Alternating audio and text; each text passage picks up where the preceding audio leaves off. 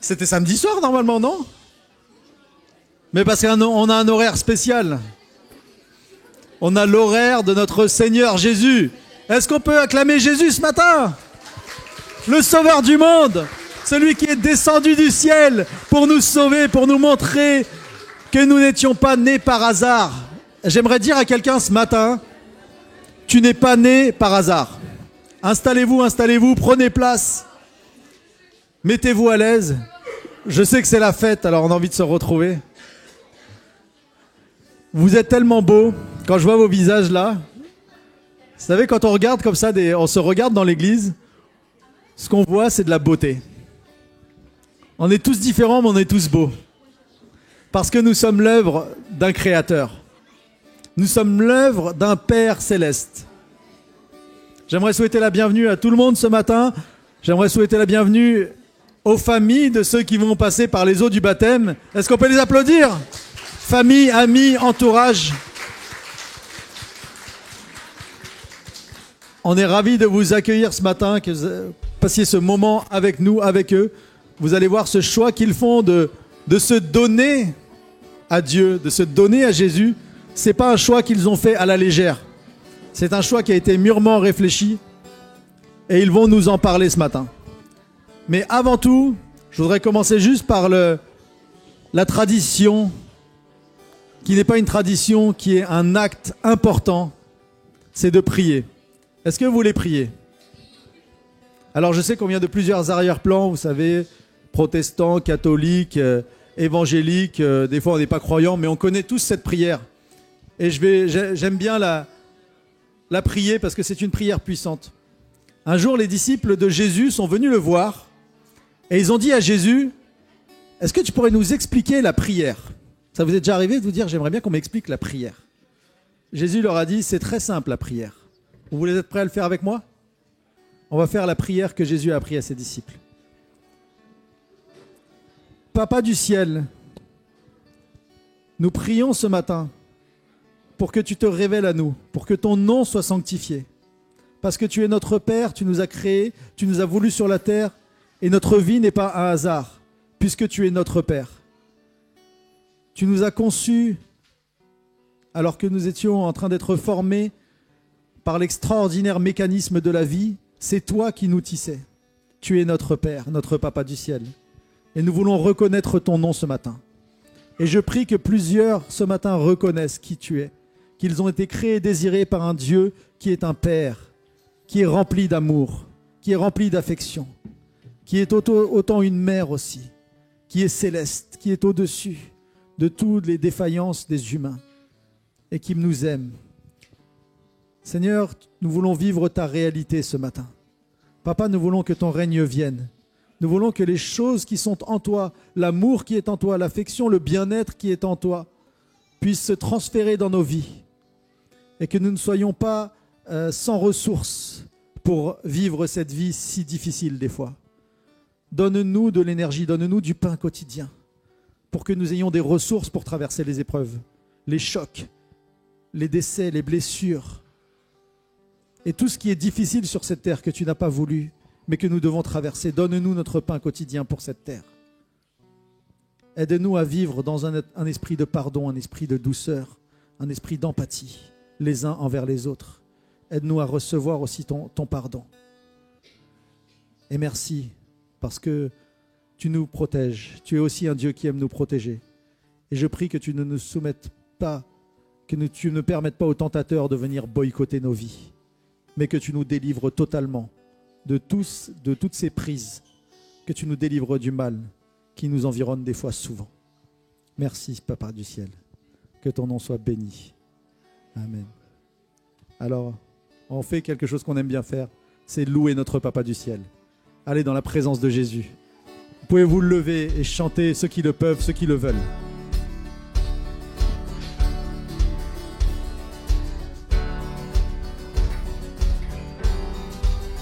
Partout sur terre, ta beauté nous éclaire quand tu es là. La nuit devient lumière, tu es le fleuve qui jaillit du désert et le chemin au milieu de la mer. Dieu, tu es la lumière, tu ne faiblis jamais, tu es l'espoir, tu vis en moi. Et dans l'obscurité, tu ne faillis jamais, tu es l'espoir, tu viens éclairer ma voie. Oh, oh, oh, oh, oh, oh, oh, oh, oh, oh, oh, oh, oh, ta vérité me guide vers ton cœur. Je veux marcher vers toi malgré mes peurs. Être avec toi, rien n'a plus de valeur. Jour après jour, je viens dans ta splendeur. Dieu, tu es la lumière, tu ne faiblis jamais, tu es l'espoir, tu vis en moi. Et dans l'obscurité, tu ne faillis jamais, tu es l'espoir, tu viens éclairer ma voie. Oh, oh, oh, oh, oh, oh, oh, oh, oh, oh, oh, oh, oh, oh. Tu es scellé dans le ciel, ta victoire éternelle. Tu es gravé dans mon cœur, ton amour pour toujours. Tu es scellé dans le ciel, ta victoire éternelle. Tu es gravé dans mon cœur, ton amour. Dieu, tu es la lumière. Dieu, tu es la lumière, tu ne faiblis jamais, tu es l'espoir, tu vis en moi. Et dans l'obscurité, tu ne faillis jamais, tu es l'espoir, tu viens éclairer ma voie. Dieu, tu es la lumière, tu ne faiblis jamais, tu es l'espoir, tu vis en moi.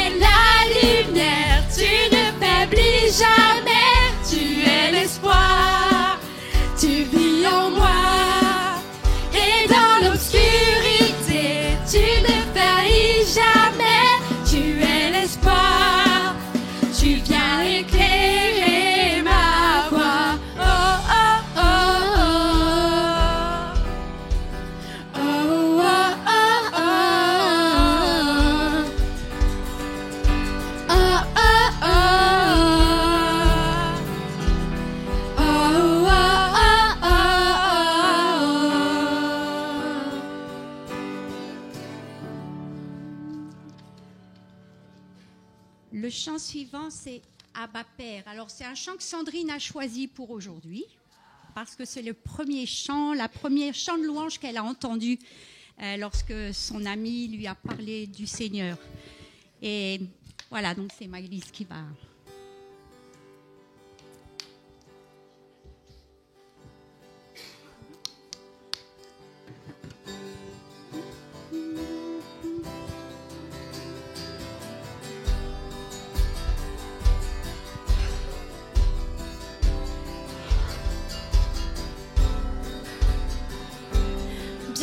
Avant le chant qui créa l'univers,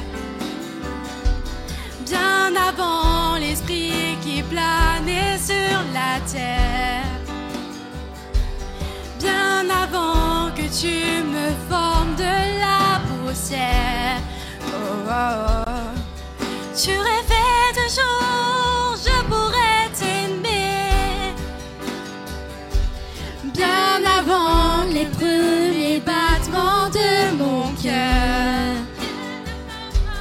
bien avant que je m'éveille à ta douceur, bien avant mes doutes, mes joies et mes douleurs. Oh, tu rêvais du jour où je pourrais t'aimer. Tu rêvais du jour où je pourrais t'aimer. Abba Père, je suis à toi. Abba Père, je suis à toi. Abba Père, je suis à toi.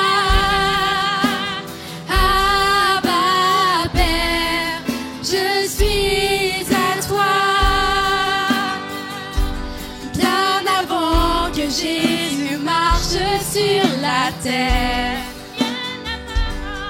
bien avant le livre qui nous montre le Père, bien avant que les yeux sur moi soient ouverts. Oh, oh. Tu rêvais du jour où je pourrais t'aimer, bien avant que mon péché brise ton cœur, bien avant que coule le sang et la sueur, bien avant les clous, le froid et la douleur. Tu rêvais du jour où je pourrais t'aimer, tu rêvais du jour où je pourrais t'aimer. Abba Père, je suis à toi. Abba Père, je suis à toi. Abba Père, je suis à toi. Abba Père, je suis à toi. Abba Père, je suis émerveillée, saisie par l'immensité de ton amour pour moi. Abba Père, si grand est ta tendresse, ton cœur est grand ouvert et je viens plonger dans tes bras. Abba Père, je suis émerveillée, saisie par l'immensité de ton amour pour moi. Abba Père, si grand est ta tendresse, ton cœur est grand ouvert et je viens plonger dans tes bras. Abba Père, je suis à toi. Abba Père, je suis à toi.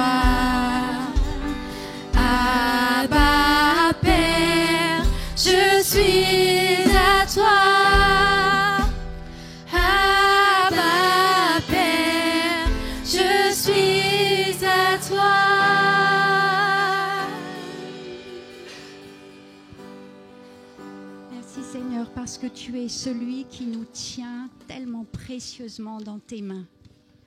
Merci parce que lorsqu'on se sent seul, quand on se sent parfois même désemparé, quand il nous semble qu'il n'y a pas de solution, toi tu es là et tu nous réponds et tu nous rassures, je suis là, et on se sent comme dans un oasis de paix lorsque tu nous réponds et que tu nous assures de ton amour. Merci Seigneur.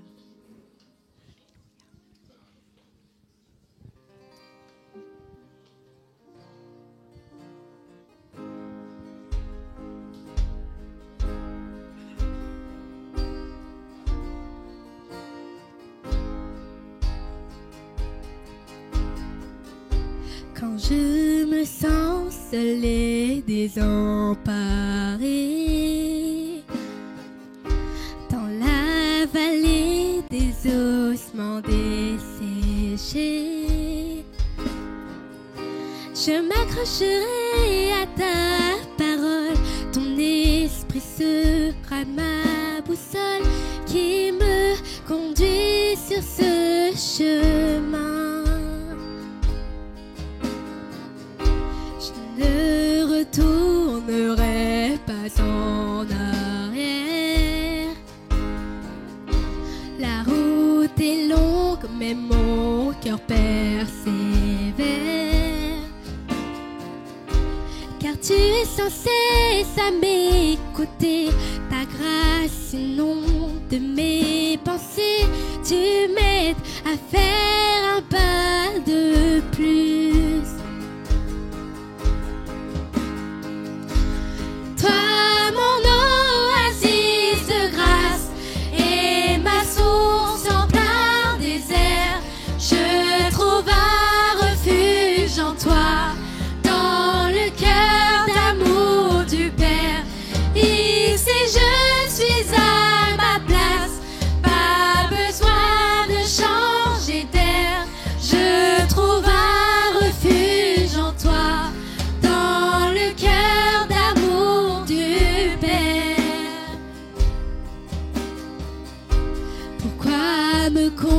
Contenterai-je un mirage si tu me guides le long de ce voyage?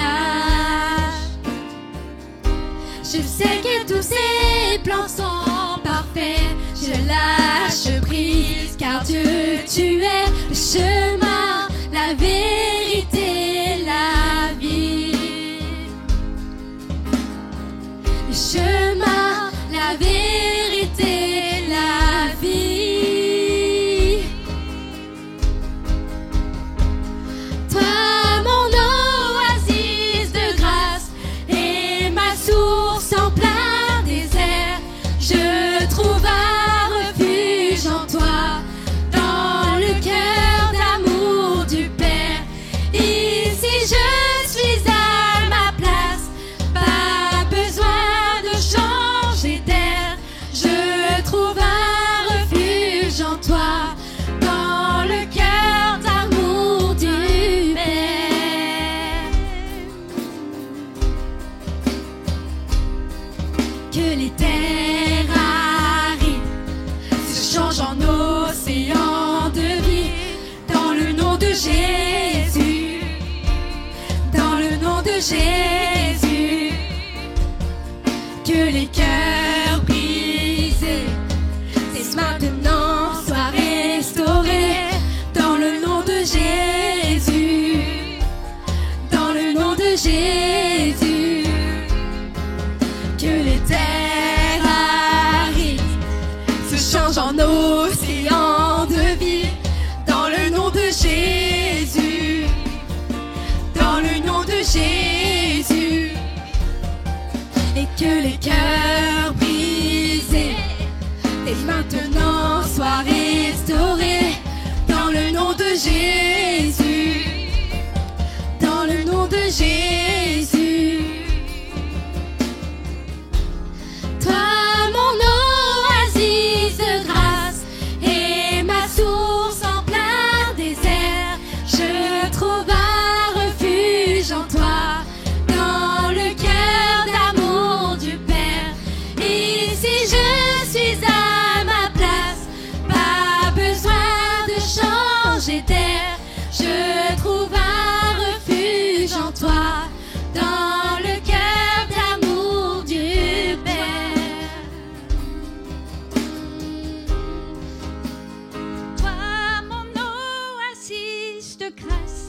et ma source en plein désert. Je trouve un refuge en toi, dans le cœur d'amour du Père. Ici je suis à ma place, pas besoin de changer d'air. Je trouve un refuge en toi, le cœur d'amour du Père.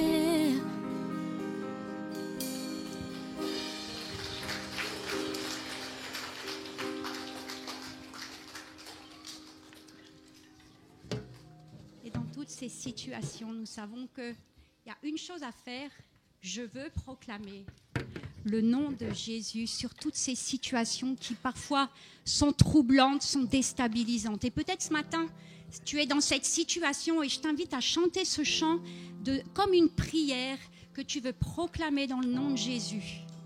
Le nom de Jésus sur ces situations douloureuses que peut-être tu es en train de traverser. Et le Seigneur va y répondre. Si tu l'as reconnu comme ton sauveur, si tu crois maintenant qu'il peut quelque chose pour ta vie.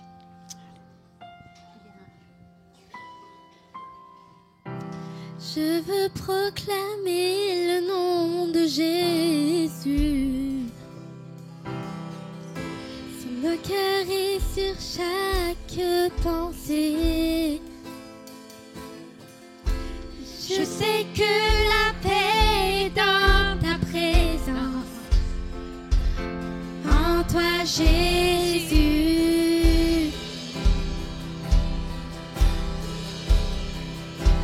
Je veux proclamer le nom de Jésus, afin que toute chaîne soit brisée. Je crois que l'espoir et la liberté sont en Jésus. Oh, Ton nom est puissant et ton nom guérit. Ton nom est vie.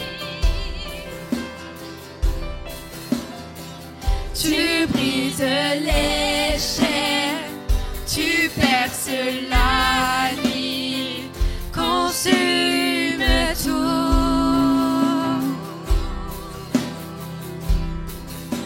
Je veux proclamer le nom de Jésus sur nos cœurs et sur notre anxiété, sur les cœurs affligés par la dépression. Prie au Jésus. Ton nom est puissant et ton nom guérit. Ton nom est vie.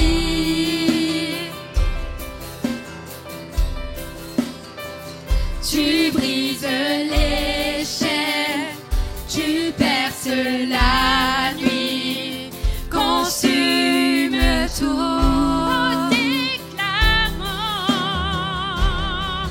Déclarons-le sur les monts, Jésus dans nos rues, Jésus dans les ténèbres et sur tous nos ennemis, Jésus sur nos familles, proclamons son saint nom.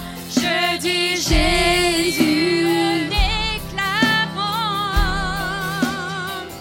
déclarons-le sur les monts, Jésus dans nos rues, Jésus dans les ténèbres et sur tous nos ennemis, Jésus sur nos familles, proclamons son saint nom. Je dis Jésus, ton nom est puissant et ton nom guérit, ton nom est vie. Tu brises les chaînes, tu perces la nuit, consume tout. Ton nom est puissant et ton nom guérit. Ton nom est vie. Tu brises les chaînes, tu perces la nuit, consume tout. Je veux proclamer le nom de Jésus sur nos cœurs et sur chaque pensée. Je sais que la paix est en ta présence, en toi Jésus, oh, ton nom est puissant et ton nom guérit. Ton nom est vie.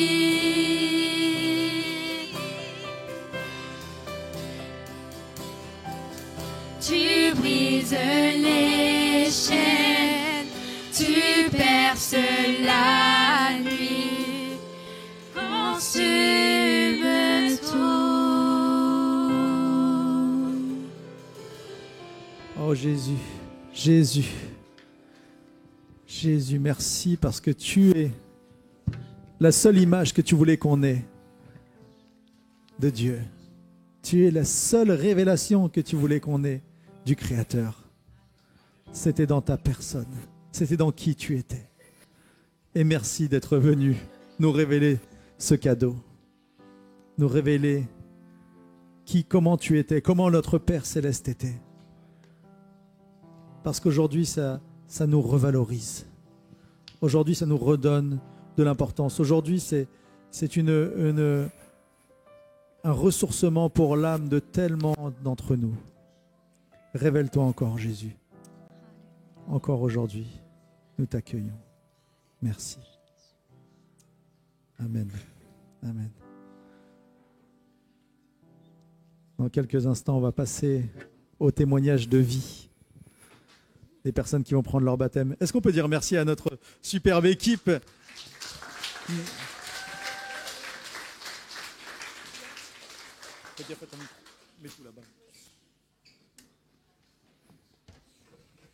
Quand j'étais... moi, j'ai grandi dans une église comme ça. J'ai grandi dans cette église, d'ailleurs. J'ai dormi, là, des soirées à 22h allongé sur l'estrade. Et quand je suis devenu ado, j'étais un peu rebelle à l'intérieur. Je dis, moi, j'y vais plus à l'église, moi. Moi, j'ai mieux à faire que d'aller à l'église. En plus, pour moi, je voyais vraiment l'église comme ce qu'on appellerait une théocratie. Dieu qui fait sa dictature, là, qui nous dit tout ce qu'on a à faire. En plus, il nous interdit des trucs. Alors lui, avec moi, il s'était trompé de client, je me suis dit. Mais un jour, je prends ma Bible et je la lis par curiosité. J'avais 22, 23 ans.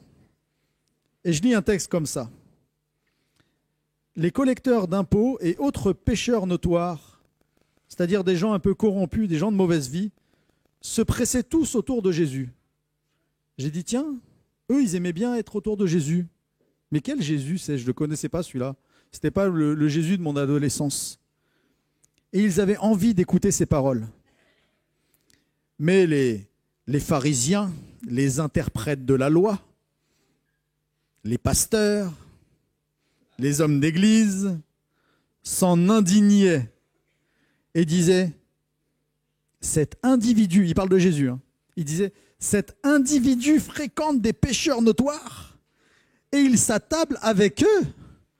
Mais qu'est-ce que c'est que ce Jésus ? Vous imaginez la scène ? Jésus qui est là, il y a plein de gens autour de lui, là, plein de gens qu'on dirait peu fréquentables. Et il y en a qui disent, c'est quoi on dirait, à Dieppe, on dirait, c'est quoi ce mec ? C'est quoi ce prophète ? Pour qui il se prend celui-là ? Et quand je disais ça, c'était comme, moi aussi ça m'indignait, ça m'intéressait. Qu'est-ce qui va se passer ? Et alors là, Jésus va leur répondre par une histoire, une parabole. Il va dire, je vais vous expliquer quelque chose. Il va parler à ces religieux. si l'un de vous possède 100 brebis et que l'une d'elles vienne à se perdre, n'abandonnera-t-il pas les 99 autres au pâturage pour aller à la recherche de celle qui était perdue et jusqu'à ce qu'il l'ait retrouvée? Il lâchera pas. Et quand il l'a retrouvée, vous savez ce qu'il fait? Avec quelle joie il la charge sur ses épaules pour la ramener. Et aussitôt rentré chez lui, il appelle ses amis, ses voisins, et il leur dit « Venez partager ma joie, car j'ai trouvé ma brebis qui était perdue. » Et je vous assure, va dire Jésus, il en est pareil au ciel. Il y aura plus de joie pour un seul pécheur qui change de vie que pour 99 justes qui n'ont pas besoin de repentance. Et quand j'ai lu ça, ce jour-là, et multiplié, parce que c'est cumulé ces histoires-là, si vous lisez le Nouveau Testament, c'est les évangiles, c'est magnifique. C'est comme si le Seigneur m'avait dit, c'est pas une question de loi, c'est pas une question de règles, c'est une question d'amour. Je t'aime. Et vous savez ce qu'on va faire aujourd'hui quand on va inclure des gens dans la famille de Dieu à travers les eaux du baptême. C'est pas un de plus, hein. C'est quelqu'un d'indispensable qui devait rentrer dans la famille. Et je vous assure, des fois, on a besoin de la présence de Dieu. Nous qui la vivons, on sait à quel point on a besoin de la présence de Dieu. Mais j'aimerais vous dire ce matin, votre parent céleste, votre père, votre mère céleste, celui qui vous a conçu, a aussi besoin, peut-être même plus que vous, de vous serrer dans ses bras. Et c'est pour ça qu'on est tellement heureux d'entendre ces histoires d'enfants qui vont être au plus près de leur Papa céleste, aujourd'hui, qui ont fait ce choix. Et ils vont vous partager leur histoire de vie. Pour ceux qui le veulent, parce qu'on force personne, sinon il y en a qui ont des lecteurs et des lectrices. Alors, bonjour à tous.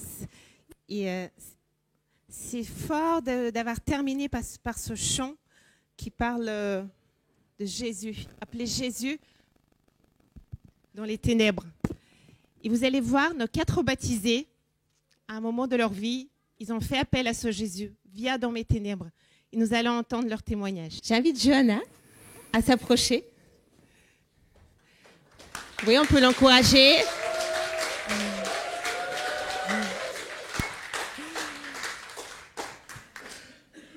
Johanna, c'est pas n'importe qui pour moi. C'est ma petite nièce, en plus. D'autant plus le privilège.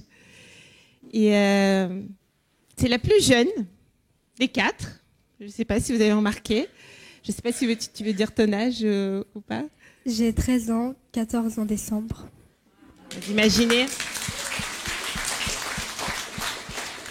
Il n'y a pas d'âge parfait pour s'engager avec Jésus. Et tu me disais, Johanna, que tu as grandi dans une famille chrétienne, en fait. Oui. Tu as accepté Jésus en tant que ton Seigneur et ton Sauveur très tôt. Alors, moi je m'en souviens pas, hein, mais j'ai accepté Jésus dans mon cœur à 3 ans. Et puis, en fait, j'ai un peu continué encore dans ma vie. Je lui ai redonné ma vie plusieurs fois, en fait. Et en fait, j'étais chrétienne, mais en primaire jusqu'à la 5e, je lisais pas la Bible, j'appliquais pas la Bible, donc j'avais pas vraiment la foi, juste je croyais en Dieu. Et donc les années passent, tu arrives au collège, 6e, avec tout ce que ça implique, un peu de stress, un peu de changement. Et là, tu arrives en 5e, tu me dis, tu as un groupe d'amis. Mais j'abrège un petit peu. Et un événement désagréable surgit. En fait, le groupe se sépare. C'est ça, je ne me trompe pas. Donc l'amitié est brisée en 1000 morceaux, mais ça ne s'arrête pas là, puisque certaines personnes de ce groupe en fait, se mettent contre toi. Et t'embêtent tous les jours. Tous les jours. Oui, alors c'était 2 filles dans ma classe qui n'étaient pas contentes que j'avais quitté le groupe parce qu'elles voulaient à tout prix que je me mette dans leur embrouille, parce qu'elles avaient fait toute une embrouille avec le groupe dans laquelle je n'étais pas. Je n'avais aucun rapport avec. Et l'une manipulait l'autre, donc les 2 étaient contre moi. Et elles ont commencé à me harceler pendant peut-être un trimestre sur toute l'année de 5e. Non, un trimestre et demi. Donc, tous les jours, tu me disais, tous les jours, il te mène la vie dure. Oui, Et c'est ça. dur à vivre. Et tu dis de commencer à avoir des idées noires. Oui. Est-ce qu'on peut l'encourager? C'est pas facile ce qu'elle veut. Donc, tu commences à avoir des idées noires, tu te fais du mal, tu me dis. Et je te cite, toi-même, tu deviens méchante, perdue de toute émotion positive. C'est ça. Tu ne ressentais plus de joie. Et du coup, j'avais plus du tout de copines. J'étais toute seule tout le temps. Donc, vu que ces deux filles étaient dans ma classe, elles en profitaient pour aussi les intercours quand on était juste dans la classe, juste la classe sans prof, pour m'embêter. Ou alors en sport aussi. Et tu me disais qu'en fait, en vivant cette méchanceté, tu deviens méchante envers les autres. Oui, j'ai commencé à rejeter mon mal sur les autres, à manipuler des gens, juste pour le plaisir. Parce que juste je me sentais mal. Merci de nous partager tout ça. Ça ne va pas être facile, vous imaginez. Mais quelque chose se produit. Alors, un jour, on est allé à Multitude, la conférence chrétienne pour les jeunes. Et pendant cette conférence, du coup, on a beaucoup prié pour moi. Et j'ai pris ma première Sainte Seine là-bas. Et j'ai rencontré Dieu il est vraiment entré dans mon cœur et m'a complètement changée, à l'intérieur et même à l'extérieur. C'était il y a combien de temps? C'était en 2022, je crois. Et du coup, je me suis excusée à peu près toutes les personnes à qui j'ai fait du mal. Et quand on est revenu et que l'école a repris, le plan de classe a changé. Donc on a tous changé nos places. Et on m'a mis à côté de personnes à qui j'avais pas envie de parler. Mais que je connaissais pas. Et il y avait 3 personnes qui étaient toutes les 3 amies. Et moi, j'étais toute seule, j'avais pas d'amis. Sauf que la personne qui était à côté de moi, elle me parlait en même temps de leur parler. Et moi, j'étais en mode... qu'est-ce qu'il veut? Je sais pas. Et peu à petit, je me suis un peu ouverte. Et on est devenus amis. Je me suis fait 3 amis d'un coup. Et puis tu me disais, après ce Multitude, cette conférence, tu es revenu de cette conférence une nouvelle personne. Ouais, c'est ça. Je trouve ça tellement fort. Je voulais encourager aussi les responsables de jeunes, ceux qui organisent les conférences, à quel point une vie peut changer juste à travers un week-end. Et au jour d'aujourd'hui, comment vas-tu? Je vais beaucoup mieux. J'ai vraiment un grand groupe d'amis. Je suis plus du tout seule à l'école. Jamais je ne suis seule. Et Tu me disais, Dieu même t'utilise pour parler à d'autres personnes, même personnes que tu connais même pas. ouais, en fait, j'écoute des gens sur Internet, des gens de mon âge. J'écoute leurs problèmes et surtout aussi, je leur parle de Jésus. Et pardon. Tu prêches l'évangile sur Internet, tu me disais. Oui. C'est trop fort. Vous imaginez, avec les moyens d'aujourd'hui, on peut atteindre plein de personnes. Et dis-nous, pourquoi tu te fais baptiser aujourd'hui? Depuis petite, je voulais tout le temps me faire baptiser. J'ai demandé énormément de fois pour me faire baptiser. Et maintenant, j'ai su que c'était le bon moment. Et je me suis sentie prête. Et je suis heureuse. Je suis enfin heureuse pour de vrai. Merci Seigneur, n'est-ce pas? Merci Johanna.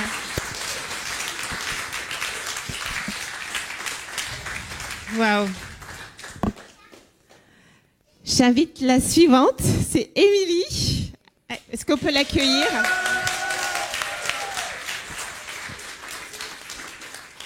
Alors, peut-être certains d'entre vous, plusieurs d'entre vous même, vous ne connaissez pas Émilie, mais elle n'est pas étrangère à l'Église. Elle a même de la famille dans l'Église.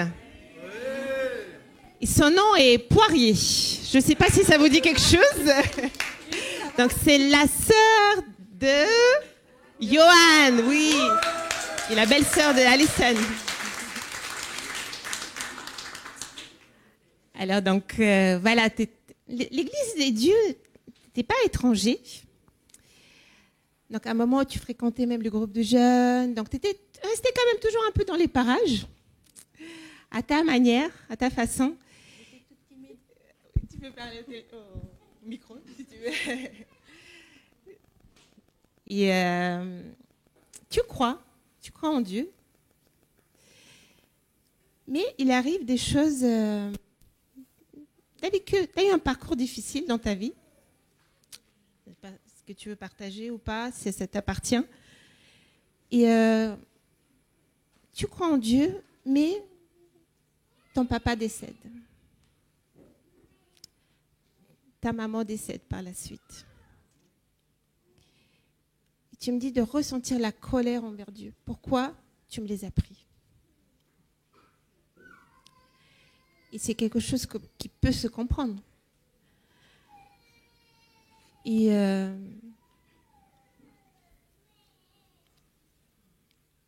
tu as eu des personnes formidables dans ta vie qui t'ont accompagné, qui t'ont élevé. Même. T'es pas tes parents, mais voilà. Je leur dois tout. Tu leur dois tout. Je leur dois l'amour qu'ils m'ont donné, même si j'étais pas une fille assez... Même si j'ai fait beaucoup de mal, en fait, ils m'ont donné tout ce que les parents pouvaient. Est-ce que tu veux nous donner les noms? Enfin, je ne sais pas si c'était prévu ou pas.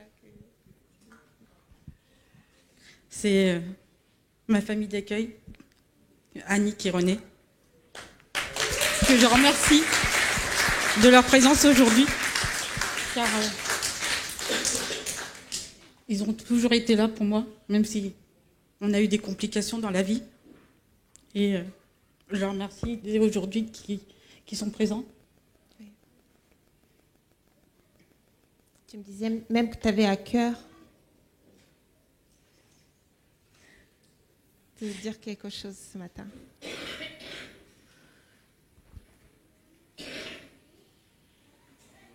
En fait, en ce moment, Dieu me montre beaucoup de choses. Dieu, la semaine dernière, il m'a montré comme quoi que j'allais me faire baptiser. Moi qui disais, oui, il faut que je me fasse baptiser, tout ça, j'y croyais. Mais j'étais pas prête au fond de moi. Mais tu me disais qu'il est arrivé quelque chose de très particulier il y a quelques mois. En fait, une de tes connaissances a un accident très, très, très grave. Donc la personne se retrouve dans le coma, n'est-ce pas? Oui, ça s'est passé au mois d'août. Mois d'août dernier. De cette année. Oui. En fait, ils étaient partis en vendange. Ils étaient 5 dans la voiture. Et ils ont eu un grave accident. Le papa a traversé la vitre. En fait, il a eu une ouverture au niveau du ventre. Il a perdu connaissance. Les gens qui étaient avec lui, ils ont eu juste les côtes fracturées.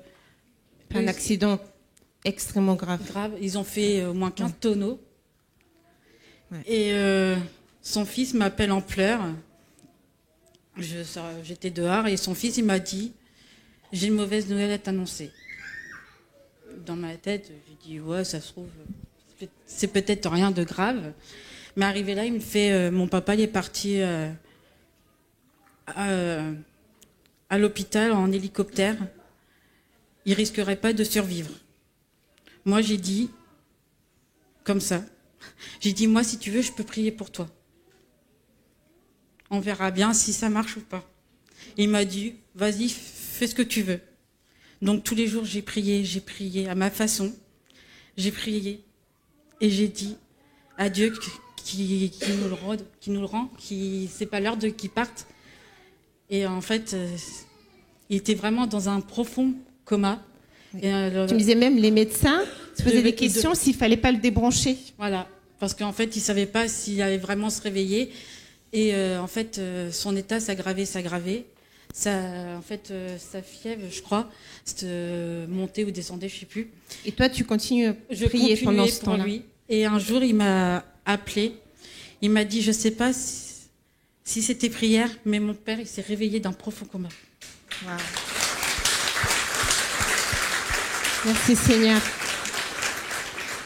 Moi qui disais, ah merci. Un clin d'œil de ce Dieu avec lequel tu étais fâché pendant des années, n'est-ce pas? Et donc le temps passe.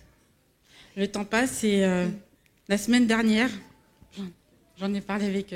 La semaine dernière, tu fais un rêve. Il y a une semaine. Qu'est-ce qu'il y avait dans ce rêve? Raconte-nous.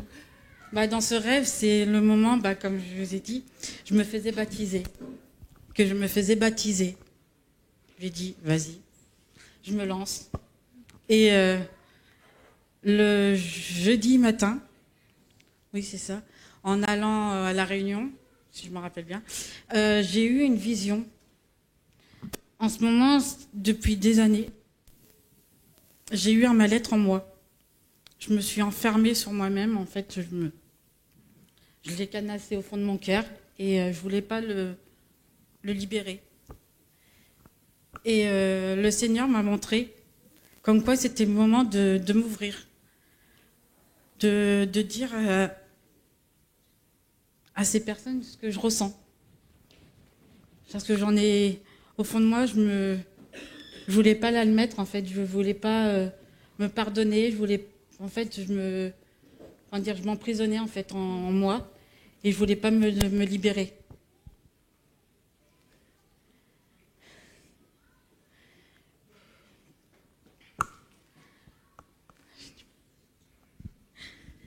Et tu reçois même qu'il faut que tu dises quelque chose ce matin. Ça va te permettre de te libérer. Tu reçois quelque chose, tu me disais. En fait, ce baptême pour moi représente beaucoup. C'est en vous tout le pardon de soi-même, le pardon en qui j'ai fait du mal à certaines personnes. Et de me libérer en fait de toute cette poids que j'ai en moi. Et que pour moi, c'est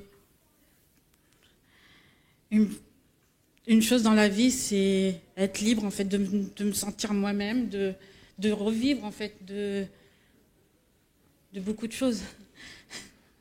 Désolée, j'ai dit. C'est pas évident, n'est-ce pas? C'est facile de le dire à table que devant tout le monde. Tu fais comme tu sens. Et donc, tu arrives la semaine dernière à l'église et tu dis, voilà, j'ai rêvé que je me faisais baptiser. Et donc, comme par hasard, ce jour-là, il y avait une préparation au baptême. Et Émilie dit, on lui dit, écoute, si tu veux, reste, et puis on verra pour le prochain, comme ça, tu auras déjà un petit peu fait le parcours. Sauf que pendant cette formation, tu dis, mais en fait, pourquoi attendre?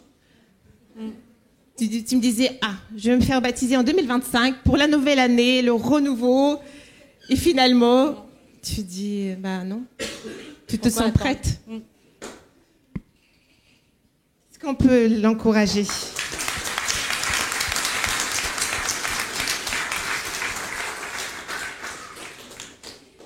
Et peut-être on ne va pas prendre le temps maintenant, mais Émilie a un magnifique témoignage, comment Dieu l'a conduit à travers toutes ces années.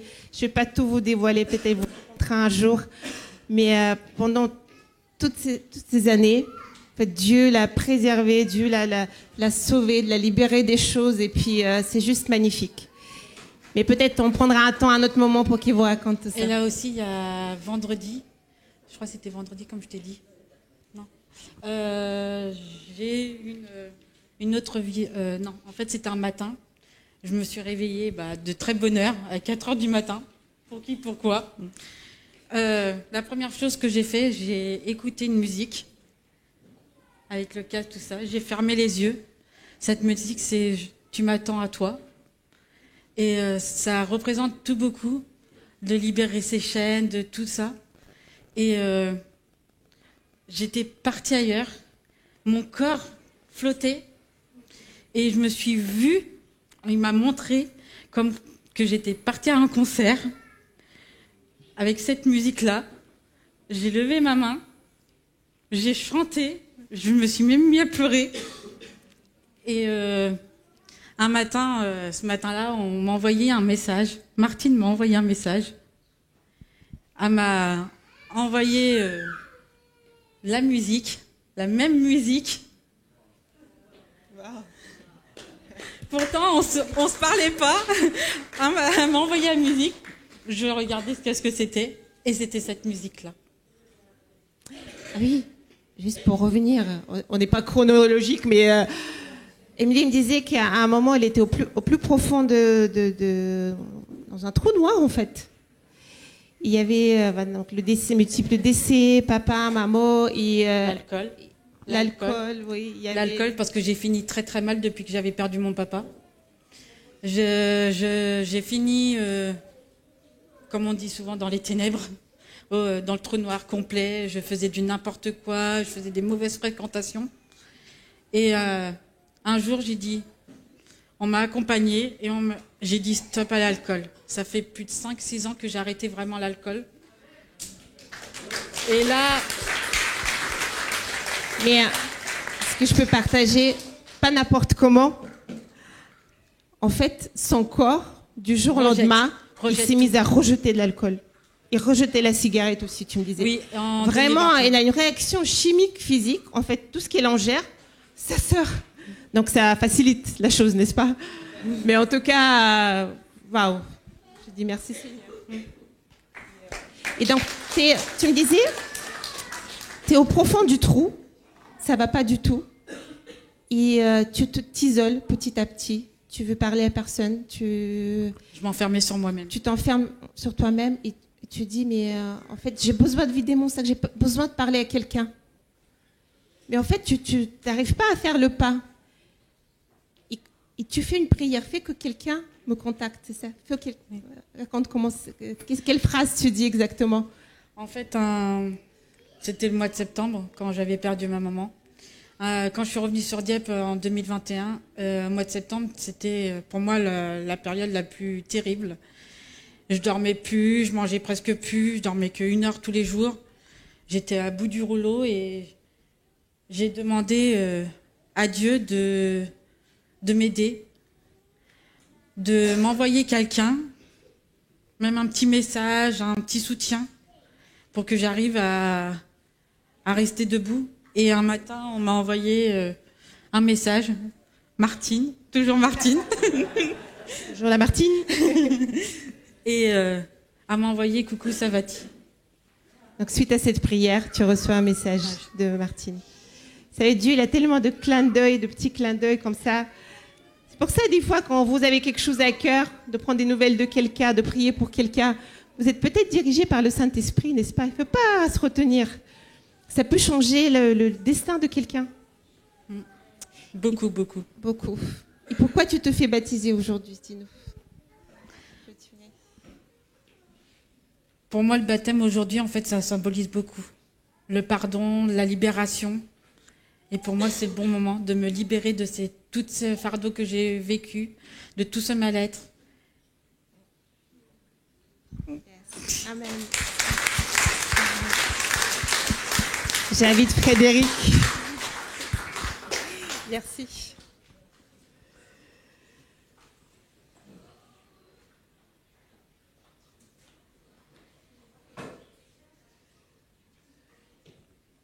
Bonjour tout le monde. Est-ce qu'on peut l'encourager aussi?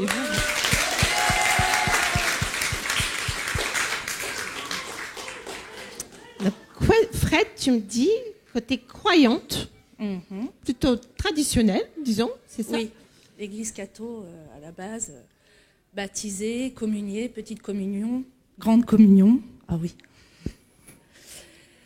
Donc voilà, tu avais l'habitude de parler à Dieu, Oui, de prier tous les soirs, de le remercier pour ma journée, pour tout en fait. pour la nourriture qu'on mange, pour le toit qu'on a au-dessus de nos têtes, mes enfants et moi.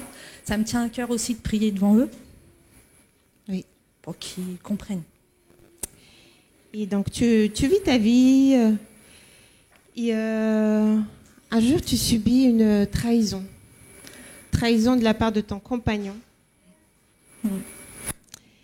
Et ton cœur est brisé en 1000 morceaux. Piétiner. Piétiné. Tu me dis d'enfoncer, en fait, de tomber dans une espèce de mélancolie, c'est ça? Une profonde tristesse. Ah oui, oui, une tristesse tombée de haut, mais le cœur brisé au point de... Je savais même pas qu'on pouvait ressentir la douleur du cœur à ce point-là, en fait. Pour moi, le cœur, c'était l'organe qui bat, qui fait circuler le sang. Mais je ne pensais pas qu'en fait, on pouvait avoir mal à ce point-là. Je ne pensais pas que les blessures du cœur pouvaient nous entraîner dans le chagrin, dans la tristesse, comme je l'ai été, au point, quand le cœur est malade, quand le cœur ne fonctionne plus, quand votre cœur est blessé, vous ne ressentez plus la joie, en fait. C'est-à-dire que vous vivez que dans le chagrin. Et même quand il vous arrive des belles choses, ben voilà, vous avez conscience que c'est bien, mais il n'y a plus de joie, c'est éteint. Mon cœur, il fonctionnait plus en fait. J'arrivais plus à ressentir, à être heureuse. Je faisais tout par mimétisme. J'étais consciente. J'étais consciente qu'il y avait quelque chose qui ne marchait plus. Et tu me disais que, en fait, tu pensais, oui, certes, c'était très douloureux, c'est de la part de quelqu'un que tu aimais énormément. Et tu me disais que tu avais de l'amour pour cette personne. J'ai bien aimé ton expression. Tu me disais pour plusieurs vies, tellement tu avais de l'amour. Et subir la trahison, en fait, ça a changé la personne qui t'étais. Au profond, tu disais au bout d'un moment, avec le temps, ça allait passer, mais tu comprenais pas pourquoi tu étais toujours au fond du trou. Oui. En fait, je comprenais pas. À chaque fois, je me disais, bon, avec le temps va panser les blessures, ça va aller mieux, il faut attendre encore quelques mois, puis 1 an, puis 2 ans, puis 3 ans, puis 4 ans, puis 5 ans, puis 6 ans. Et en fait, non, en fait, le cœur, il avait toujours mal. Et même en avançant dans ma vie, en fait, j'arrivais pas à refaire démarrer mon cœur, à retrouver le plaisir. Je faisais les choses pour faire plaisir à mes enfants, je faisais les choses pour faire plaisir aux autres. Et moi, voilà, ça... La tristesse, c'est toujours là. Et tu me dis même, dans des moments de joie, en fait, tu n'arrivais pas à te réjouir. Non, c'est incroyable. Tu vas parler d'un exemple bien précis. J'ai eu une voiture pour Noël. C'était il y a 3 ans. Vous vous souvenez, les enfants? Et en fait, quand j'arrivais pas à être heureuse, alors j'avais une voiture pour Noël. Le cadeau top, quoi. Et du coup, je priais, je remerciais Jésus, je lui disais surtout, m'en veux pas, je suis pas ingrate. Je suis contente, mais j'arrive pas à l'exprimer. J'arrivais pas à être dans la joie alors que je suis contente de ce que tu m'envoies. Et merci, un cadeau, c'était un cadeau de luxe, quoi.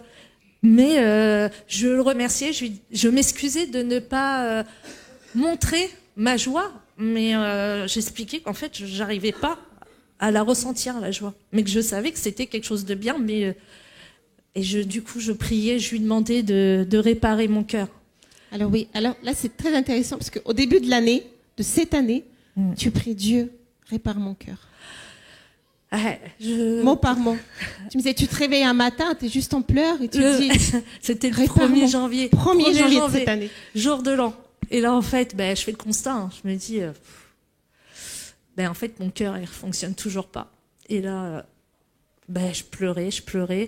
Je priais Jésus, répare mon cœur. Répare, j'en ai marre, tu vois pas s'il faut que je vive jusqu'à 90 ans, ça va être long. Ça va être long quand t'arrives pas à ressentir la joie. Enfin, fais quelque chose, essaye.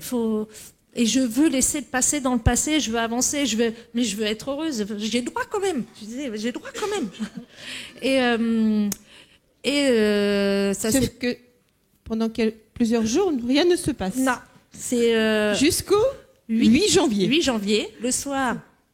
J'ai senti quelque chose. Et le 9, fiesta. Alors les enfants. Alors tu me disais en une nuit. Ouais. Donc tu t'es couché le 8 ce soir. Le 8 au soir, Tu commençais à sentir quelque chose qui changeait en toi. J'étais en mode tristesse comme je l'étais depuis des années. Et le 9, je me suis réveillée. Tu t'es réveillée une autre personne.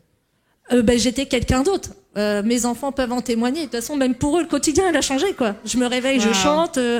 Avant, je m'endormais. C'était rare les fois où je m'endormais dans la mélancolie, en fait. Je me réveillais, j'étais mélancolique. J'avais les rêves qui allaient avec. Et là, en fait, mon quotidien a changé. Dieu a réparé ton cœur en une seule nuit. Oui. Ah oui, non, mais... Métamorphose. Mais oui, et mes enfants ont apprécié. Est-ce qu'on peut applaudir Seigneur pour ça? Oui, parce que... Moi, je me souviens que quelques temps auparavant, mon fils Baptiste, à Noël, m'avait dit t'es triste, maman? Alors, moi, je suis une maman, quoi. Donc, je dis non, je suis pas triste. Alors que je venais de pleurer sous ma douche. Mais bon, en tant que maman, non, j'allais pas lui dire. Et là, les paillettes apparaissent dans ta vie. Ouais. T'as l'impression de revivre, tu me dis. Il était temps. Il était temps qu'on retrouve la joie et que qu'on soit heureux. Et en fait, à partir du moment où vous avez votre cœur qui est réparé, vous pouvez même réparer les autres blessures et avancer. Moi, j'ai appris à pardonner. Alors ça, c'était trop fort, tu me disais, parce que tu pensais qu'il fallait que tu pardonnes pour que ton cœur aille mieux. Soit plus léger. Ouais. Soit plus léger.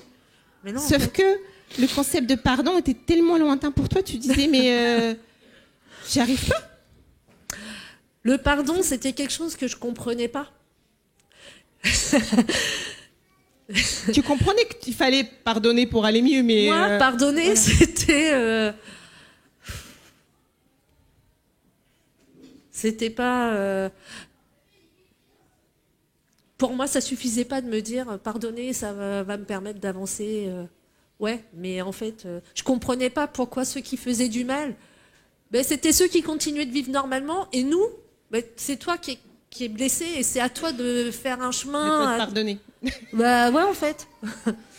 Puis on va pas se mentir, parfois pardonner des gens qui ne demandent même pas d'être pardonnés, c'est ça aussi. Non, mais c'est clair.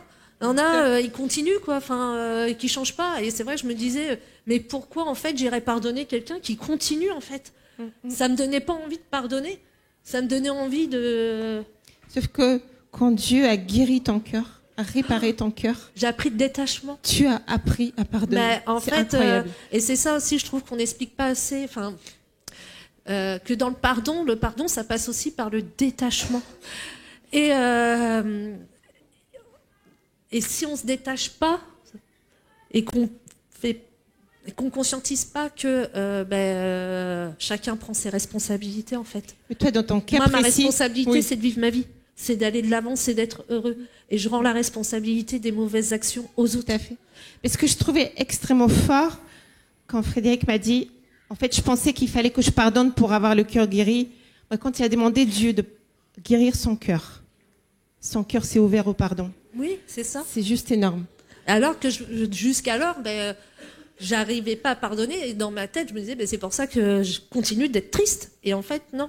C'est mon cœur qui s'est réparé pour ensuite, comme si un cœur apaisé peut accéder à l'enseignement du pardon, en fait. Tant que ton cœur il est blessé, c'est compliqué de pardonner. Après, ça a été pour ma part, c'est comme ça que je l'ai vécu, quoi. Bien sûr. Et tu me disais, en fait, maintenant tu réalises qu'il te manquait un sens. Oui, tout comme dans tout ça. Tout comme on a 5 sens, c'est ce que je t'ai dit. L'ouïe, l'odorat, le goût, le toucher, bref. Le cœur, les émotions. Une vie sans émotion, ou qu'avec les mauvaises émotions, l'anxiété, la peur, c'est une vie fade. Et moi, c'est ce que j'ai eu pendant des années. Une vie, c'est comme manger un bon plat, mais sans avoir le goût. En fait, c'était ça ma vie. Je mangeais un bon plat parce qu'il m'arrivait des belles choses. Donc c'était un bon plat, mais j'avais pas le goût. j'avais pas la joie qui allait avec. Tu étais malade de cœur. J'avais Tu mon disais. cœur qui était malade. Et je en disais, une nuit, tu as subi une En une opération à cœur ouvert. Mais en une nuit, enfin, mes enfants sont là, ils peuvent en témoigner. Enfin, notre vie a totalement changé. Ah, ils ont peur. Ils sont timides. Et tu me disais que, en fait, malgré toutes ces difficultés, ça t'a appris à respecter le cœur de l'autre. Ah oui, parce que du coup, pour avoir expérimenté un cœur blessé, je fais très attention à ne pas, à faire attention à mes paroles et à mon comportement, à respecter le cœur des autres et à enseigner ça à mes enfants et aussi aux copains, et, enfin aux amis de mes enfants quand ils viennent jouer à la maison et que parfois ils m'expliquent. Et je leur dis en fait...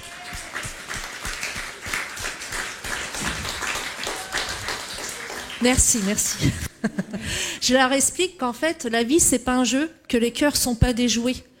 Et que un cœur blessé, on peut blesser un cœur en 5 minutes, mais on peut mettre des années à s'en remettre, voire jamais s'en remettre, et parfois un cœur blessé, ça peut aller jusqu'au suicide. Et c'est ce que je leur explique, en fait. Qu'on joue pas avec les cœurs. Et aussi, tu me dis que ça t'aide aussi à aider d'autres personnes à s'en sortir au jour d'aujourd'hui. Oui, parce que je sais, je l'ai expérimenté. Et du coup, oui, quand je vois des situations où je sais que les gens ont eu le cœur blessé, ou j'y vais parce que ma crainte, ça serait d'apprendre un jour qu'il y a eu un drame et de rien avoir fait, en fait. Et je sais que derrière une personne qui peut avoir mal au cœur, il peut aussi y avoir des enfants, il y a une famille. Voilà, une maman, c'est une responsable de foyer, une maman solo, c'est responsable de son foyer, de sa famille. Et je sais ce qui peut traverser par la tête dans ces moments-là. Et comme un papa solo, hein. Et voilà. Je sais, et oui, je vais aller tendre ma main. Et c'est pour ça que je fais souvent le pitre maintenant, parce que j'ai tellement manqué de joie dans ma vie que si en fait je peux en amener dans le cœur des autres, quitte à faire le clown, je m'en fous en fait. Et ce qui est très fort, tu me dis qu'en fait les changements, c'était que le début des changements. Ah ouais. Il y a plein de changements qui s'opèrent à toi depuis. Alors, du 8 au 9, je vous fais la chronologie. Le cœur, il change en une nuit. Trop bien. Après, jusqu'à cet été, c'est comme si... mais alors, j'ai vécu une vie trop bien. C'est comme si Jésus m'avait dit, écoute, t'as passé plein d'années sans ressentir la joie, vas-y, fais-toi plaisir. Donc j'ai été dans l'euphorie. Vraiment. J'ai été trop bien. Et ensuite, je suis arrivée dans l'église. Et là, dans l'église, ça a été la suite du processus. Ton cœur est guéri, maintenant enseignement. Et là, pasteur Michael, donc Diana, Valérie, et j'entends plein de choses. Et c'est là que vraiment, c'est le pardon. Le pardon, c'était Michael, le fameux Matthieu 13. Et oui, il y avait des choses que je comprenais pas en fait. Et même tu me disais que au jour d'aujourd'hui, même tu te mets, t'arrives à te maîtriser plus, maîtriser ta colère, parce que Frédéric elle a un tempérament de feu, je le dis. Bah ouais, là, j'étais un pitbull quoi. Avant, j'étais vraiment, par une situation d'injustice, ça pouvait me faire, ça me mettait le feu. Donc je pouvais m'emporter contre la personne en lui disant mais qu'est-ce que t'as pas compris en fait, tu vois pas que c'est mal ce que tu fais. Et au jour d'aujourd'hui, en vivant la même situation, tu arrives à réagir autrement. Je réagis autrement. Là où avant j'aurais été impulsive, voire peut-être grossière, pour faire un électrochoc aux gens. En fait, aujourd'hui, je suis plus du tout dans cette dynamique-là. Yes, merci Seigneur. Et pourquoi tu te fais baptiser aujourd'hui? Dis-nous. Pour faire équipe avec Jésus. Ouais. Ah ouais. Merci beaucoup Fred. Merci. Non, je rends pas, je garde. J'étais à l'aise. Parfait. Est-ce qu'on peut applaudir Jésus pour ce qu'il fait?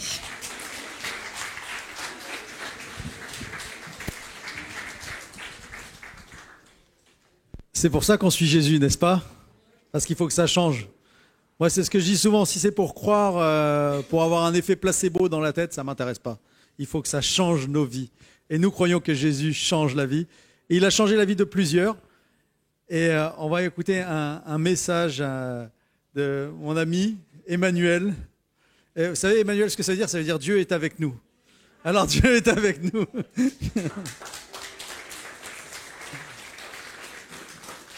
On s'est rencontrés il y a quelques années parce que quand on était au Canada, qu'on a reçu notre fin de scolarité à l'école biblique, là, le diplôme et tout ça, on s'est rencontrés. En fait, j'ai connu son frère, son petit frère, son grand frère, dans les camps de jeunes et tout ça.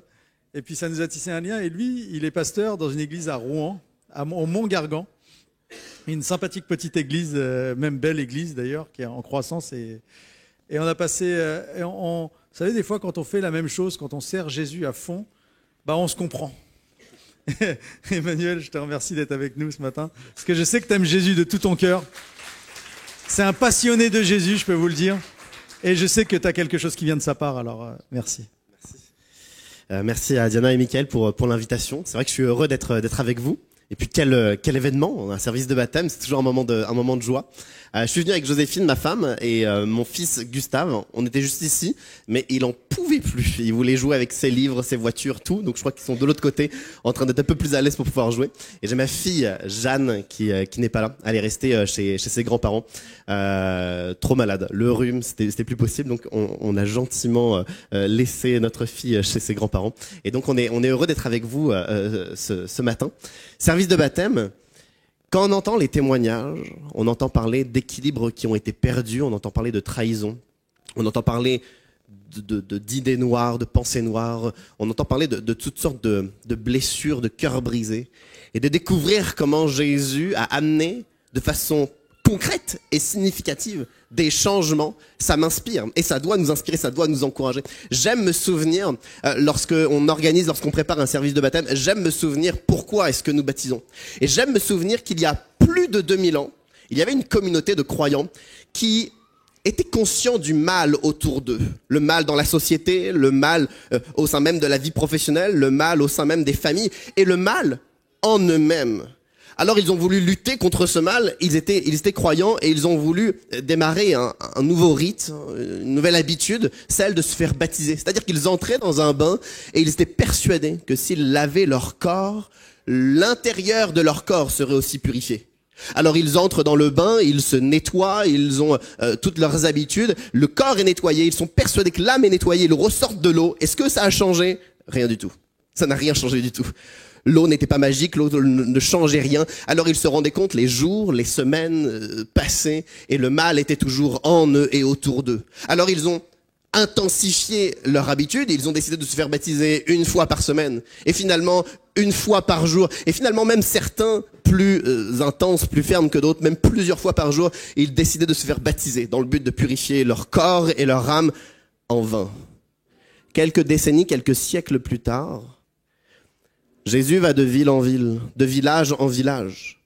Et des foules de personnes le suivent parce que, enfin, nous avons trouvé une personne qui change réellement, significativement, concrètement les vies. Alors les premiers croyants ont décidé, en souvenir des anciens baptêmes, de se faire baptiser. Non pas parce que l'eau était devenue magique entre-temps, pas du tout, mais de se faire baptiser dans le nom de Jésus. Parce que Jésus venait de changer leur vie, alors ils décidaient de se faire baptiser. Je me souviens dans Jean chapitre 4, il est dit que Jésus et les disciples baptisaient, non pas Jésus en personne, mais ses disciples baptisaient toute cette foule de premiers croyants.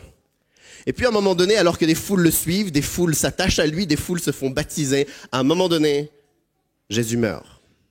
Jésus se sacrifie. Jésus est crucifié. Faut imaginer le bouleversement que c'est pour toutes ces foules de croyants qui se sont attachés à Jésus. Il a commencé à changer leur vie. Ce qu'on entendait tout à l'heure, tels que des trahisons, des pensées noires, des sentiments de solitude, des sentiments d'abandon, tout cela, Jésus était en train de changer leur vie et à un moment donné, il meurt. Le rêve d'une vie nouvelle prend fin à ce moment-là. Mais Jésus ne meurt Jésus meurt, mais 3 jours après, la Bible nous dit que Jésus ressuscite. Et à ce moment-là, il envoie donc un message extrêmement clair à tous les croyants et à toutes les autres générations, c'est qu'il a vaincu la mort. Et parce qu'il a vaincu la mort, il sera capable de vaincre tous les défis de la vie. Alors les croyants depuis 2000 ans continuent à se faire baptiser, comme ce matin, les 4 baptisés. Depuis 2000 ans, on continue à se faire baptiser, à la fois parce que Jésus a commencé à changer notre vie, mais parce qu'on veut les laisser changer encore tout le reste, parce qu'il est capable de changer tout le reste. Il a vaincu la mort, il sera capable de tout vaincre. Alors c'est un plaisir d'avoir ces moments de baptême, c'est un plaisir de voir nos 4 baptisés. Tu me l'as dit, ces 4 femmes. Où sont les hommes qui sont baptisés? On vous attend. C'est un plaisir d'avoir ces moments de baptême. Et puis, dans la préparation d'un mot que je souhaitais vous transmettre, je me suis dit, évidemment, on allait entendre les 4 témoignages et je souhaitais vous partager un 5e témoignage. Ça aurait pu être le mien, ce n'est pas le mien. J'aimerais qu'on découvre ensemble le témoignage d'un homme qui s'appelle Simon. On le connaît plus sous le nom de Pierre, l'apôtre Pierre, un des pères de l'Église, un des hommes qui va être un garant de l'enseignement de Jésus, un des fondateurs de l'Église d'il y a 2000 ans. Mais avant de s'appeler l'apôtre Pierre, il était Simon, un pêcheur, avec sa vie, ses relations, son métier. Et j'aimerais qu'on découvre ensemble son histoire. Son histoire va être tout aussi inspirante que l'histoire de nos 4 baptisés. Est-ce qu'on peut mettre la prochaine diapo? C'est dans Luc, au chapitre 5. On va le lire ensemble, ça va être affiché. Ce sont les premiers versets. Voici ce que le texte nous dit. Un jour, Jésus se trouvait au bord du lac de Génézareth et la foule se pressait autour de lui pour entendre la parole de Dieu. Il vit au bord du lac 2 barques. Les pêcheurs en étaient descendus pour laver leurs filets. Il monta dans l'une de ces barques qui appartenait à Simon et il le pria de s'éloigner un peu du rivage. Puis il s'assit et de la barque, il enseignait la foule. Et on fait une petite pause. Le texte nous dit que Jésus est pressé par la foule. Il est tellement pressé que physiquement, il ne peut pas rester à l'endroit où il est. Il est obligé, il voit 2 barques disponibles, il est obligé d'aller sur une barque, d'aller sur le rivage. Et là, du rivage, il est plus à l'aise physiquement, il est en capacité d'enseigner. Et donc, de la barque, il va enseigner. Je suis toujours étonné de cette scène de voir que Jésus est pressé par la foule, tellement pressé que Jésus doit trouver un dispositif, une méthode pour se sentir à l'aise. La foule presse Jésus. Pourquoi? Pour entendre la parole de Dieu, pour entendre les choses de Dieu. Je trouve que cette scène est rare parce que quand est-ce la dernière fois où nous avons vu une foule de personnes qui a tellement soif d'entendre parler des choses de Dieu qu'on va aller presser quelqu'un, qu'on va aller chercher des réponses avec enthousiasme, avec ferveur. Non, je trouve que cette scène est rare. Quand est-ce la dernière fois où nous-mêmes, nous étions tellement assoiffés des choses de Dieu que nous sommes allés presser Jésus, presser la Bible, presser un enseignement? Quand est-ce la dernière fois où nous avons eu aussi soif que ces personnes? Alors je me demande, d'où vient leur soif? Eh bien en fait, la Bible nous dit que la veille, on voit ça dans le chapitre juste avant, la veille, le soir, la Bible nous dit, au coucher du soleil, tous les malades qui avaient diverses maladies arrivèrent près de Jésus. Jésus guérit chacun d'eux. Beaucoup de démons s'approchaient de Jésus. Quand on voit ce verset, on voit que tous ceux qui sont malades et tous ceux qui ont une vie tourmentée s'approchent de Jésus et Jésus va guérir chacun d'eux. Qu'est-ce que ça veut dire, chacun d'eux? Avez-vous déjà vécu une nuit, la veille au soir, une nuit comme eux, comme cette foule a vécu une nuit où tous ceux qui sont malades, tous ceux qui sont tourmentés s'approchent de Jésus et sont tous délivrés, libérés, guéris? La nuit qu'ils ont vécue est une nuit au-delà de tout ce que nous pourrions imaginer. Nous avons déjà vécu des moments forts, on l'a entendu justement dans le dernier témoignage de la nuit du 8 au 9 janvier, ce moment qui était fort. Ici, c'est une ville entière qui vit ce moment de guérison et de libération. Évidemment que cette nuit est tellement extraordinaire que dès le lendemain, ils cherchent où est Jésus. Il faut qu'on le trouve. On veut savoir ce qui se passe. Qui est Dieu? Qu'est-ce que Dieu a à dire? Qu'est-ce que Dieu pourrait faire? Ils viennent de vivre quelque chose de tellement concret. Cette foule, ils sont des Juifs, ils ont entendu depuis leur naissance parler des choses de Dieu. Parce que ils ont été éduqués, il y a la culture, ils ont des rites, des fêtes, des habitudes, ils vont à la synagogue. Ils ont toujours entendu parler de Dieu. Mais pourtant, ils n'ont jamais été assoiffés comme cette scène. Parce que peut-être que pour la première fois, ils ont compris que Dieu n'était pas le Dieu des bonnes valeurs, le Dieu de la bonne éducation chrétienne, le Dieu de la culture chrétienne. Mais Dieu était celui qui voulait amener un changement significatif dans leur vie, quelque chose de concret, quelque chose qui amène la vie, la libération, la guérison. Et passant de cette pensée religieuse à une intervention concrète de Jésus dans leur vie, évidemment qu'il y a cette soif. Savons-nous que Dieu n'est pas le Dieu des bonnes valeurs ou de la bonne éducation chrétienne seulement, mais il est celui qui veut amener un changement concret, significatif dans notre vie. Et peut-être que nous oublions que si Dieu existe, et que si on décide de découvrir qui il est, voire même on décide de s'accrocher à lui, ce n'est pas pour qu'il y ait quelques petits changements, quelques petites nuances dans notre vie.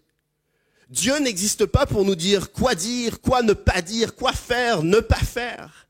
Dieu est au-dessus de tout ça parce que la première chose qu'il veut faire, c'est amener la vie. Il veut intervenir concrètement, significativement dans notre vie. C'est-à-dire que les défis que nous portons, et ô combien tous nous portons des défis, au-delà peut-être de la discrétion, de la distance sociale que nous avons avec les autres, nous portons des défis familiales, des défis liés à notre passé qui nous influencent encore, des défis dans notre santé, des défis face aux pressions professionnelles, des déchirures au sein de nos familles. Nous portons des défis. Voici ce que Dieu veut faire. Pas seulement nous apporter quelques bonnes valeurs liées à ces défis, mais plus que ça, il veut amener un changement significatif. Il veut transformer notre vie. Alors que Simon accueille Jésus dans la barque, et de la barque, Jésus enseigne. Lorsque l'enseignement de Jésus est terminé, voici ce que le texte nous dit. On passe la prochaine diapo. Ce sont les versets qui suivent. Toujours Luc, chapitre 5. Le texte nous dit, la diapo juste avant. Merci. Quand Jésus eut fini de parler, il dit à Simon, « Avance là où l'eau est profonde, et jetez vos filets pour pêcher. » Simon lui répondit, « Maître, nous avons travaillé toute la nuit sans rien prendre, mais sur ta parole, je jetterai les filets. » Jésus a terminé son enseignement, et il se tourne vers Simon, et il lui demande de retourner en plein milieu du lac, d'avancer là où il est profond, et de jeter les filets. Et Simon nous révèle à ce moment-là que durant toute la nuit, il a déjà travaillé. En vain, il n'a rien pris. C'est-à-dire que Jésus est en train de mettre le doigt sur le dernier petit problème que Simon vient de rencontrer. Simon, il est pêcheur, c'est son métier. Il est même propriétaire de 2 barques. On sent que son affaire, elle tourne puisqu'il a des associés, il a 2 barques. Et toute la nuit, il a travaillé, c'est un expert, c'est son métier. Et pourtant, toute la nuit, il a travaillé en vain, il n'a rien pêché, 0. C'est-à-dire que tout ce qui se passe dans sa tête depuis plusieurs heures, c'est de se dire comment est-ce que je vais payer mes associés? Qu'est-ce qu'on va préparer? On n'a pas de poisson à préparer. Qu'est-ce qu'on va vendre dans les prochains jours sur les marchés? Comment on va vivre, tout simplement, cet échec durant cette nuit? Ça amène un échec professionnel, ça amène de la frustration, ça amène de l'incompréhension, de l'injustice, de la colère, ça amène cette frustration. Et qu'est-ce que Jésus fait? Il en parle. Il pointe du doigt ce qui ne va pas. J'ose dire mais je pense que nous pourrions dire nous n'apprécions pas lorsque qui que ce soit ose mettre le doigt sur ce qui ne va pas. On préfère se cacher, on préfère gérer nous-mêmes, on préfère ne pas en parler, on préfère ne pas traiter ce qui doit être traité. Combien d'entre nous portons des défis, portons des fardeaux, portons une culpabilité de nos mauvais choix, de nos mauvaises attitudes qui ont amené de la destruction peut-être au sein de notre foyer? Combien d'entre nous portons des choses tellement lourdes, mais nous n'accepterons jamais de traiter cela, de soigner, de nous en sortir, parce qu'on pense que c'est pas possible, ou parce que nous avons trop honte, ou parce que nous avons trop mal, ou parce que nous pensons que personne ne va pouvoir nous aider. Alors que fait Jésus? Son enseignement est terminé, il se tourne vers Simon et il vient pointer du doigt ce qui ne va pas. Je crois que souvent Jésus veut faire la même chose qu'avec Simon. Il veut pointer du doigt ce qui ne va pas, ce que nous faisons de mal ou ce que nous subissons injustement. Et il vient pointer du doigt cette situation. Et je crois qu'ensuite la balle est dans notre camp. Que choisissons-nous de faire? Choisissons-nous de refuser de traiter cela, de fuir, de s'en aller? Après tout, cette scène me fait légèrement sourire quand je m'imagine cette scène où Jésus et la foule, vous savez, la veille, la nuit, ils ont eu un temps extraordinaire de miracles, de délivrance, de guérison extraordinaire. Et donc la foule et Jésus arrivent près du lac dans l'enthousiasme, la reconnaissance, la célébration. Et il y a une autre ambiance parce qu'il y a Simon et ses associés en train de laver les filets parce que toute la nuit, ils ont travaillé en vain. Ils sont dans cette frustration, peut-être en train de dire « Un tel, t'aurais dû jeter plus souvent, t'aurais dû jeter plus loin, on aurait dû aller là, t'as mal géré le gouvernail. » Il y a toute cette frustration. Il y a deux ambiances qui s'entrechoquent, l'ambiance de la frustration, de l'échec et l'ambiance de la joie et de la reconnaissance. Et quand vous avez une mauvaise nouvelle et qu'une personne avec plein de bonnes nouvelles, de la joie, manifeste, s'approche de vous, on a envie de dire « Je te remercie, mais je m'en vais » ou « Va-t'en », mais on n'a pas envie que toute la joie que respire une personne en face de nous vienne alors que nous sommes en souffrance. Simon n'a certainement pas envie de rester là, et pourtant Jésus vient pointer du doigt ce qui doit changer, ce qui doit être traité. Le sentiment d'échec doit être traité à ce moment-là pour Simon, et Jésus vient pointer du doigt. Voici la question pour nous. Acceptons-nous que Jésus montre du doigt dans notre vie ce qui doit changer? Même si nous estimons que personne ne peut changer quoi que ce soit, même si nous avons trop mal ou même si nous avons trop honte, acceptons-nous qu'il pointe du doigt. Certainement que la seule chose que Simon veut faire, c'est une fois que l'enseignement de Jésus est fini, on s'en va. On n'en peut plus, frustré de toute cette situation.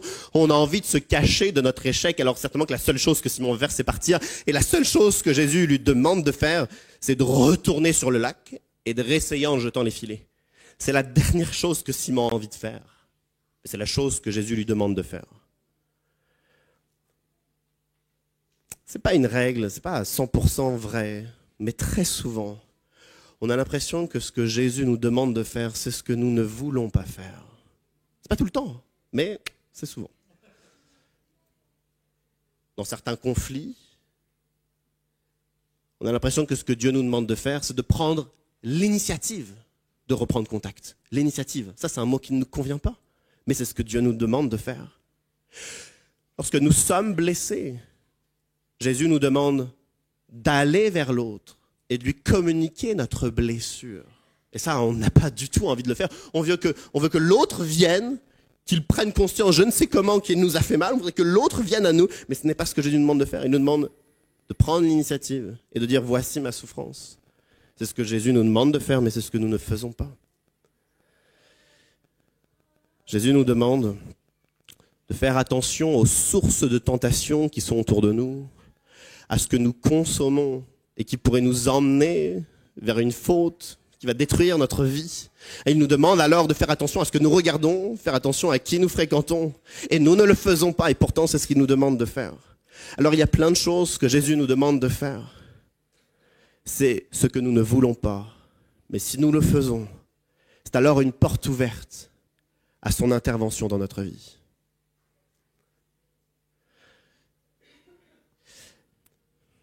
Je paye les quelle heure? Très bien. Très bien. J'hésite avec la quantité de choses que je vais dire, mais j'aimerais rajouter une petite remarque avant de continuer. Simon ne vient pas de rencontrer Jésus à ce moment-là. Simon a déjà rencontré Jésus, au moins à 2 ou 3 reprises. Et la veille, Simon avait déjà rencontré Jésus. Pas durant la nuit extraordinaire de guérison et de miracles. Non, lui, la nuit, il était dans son bateau, sur le lac, en train de pêcher. Mais dans la journée, Simon était à Capernaum, c'est le fameux village, et il était à la synagogue, comme tout bon juif. Et qui était exceptionnellement à la synagogue? Jésus. Il apportait un enseignement, et durant l'enseignement, un homme tourmenté entre, et Jésus intervient et le libère instantanément. Simon voit cette libération. Mais ce n'est pas tout, parce qu'à la sortie de la synagogue, on apprend que la belle-mère de Simon est malade, sur le point de mourir. Sociologiquement, c'est presque sûr à 100% que Simon habite avec sa belle-mère et le reste de la famille. Et donc Jésus va chez la belle-mère, Jésus va chez Simon pour guérir la belle-mère. Et Simon le voit à nouveau. C'est-à-dire que Simon voit Jésus délivrer les autres, guérir les autres, même les personnes proches de lui, mais c'est pas lui-même. Il n'a pas encore personnellement expérimenté ce que Jésus est capable de faire. Il l'a vu, des personnes inconnues comme des personnes proches de lui, mais il ne l'a pas vécu lui-même.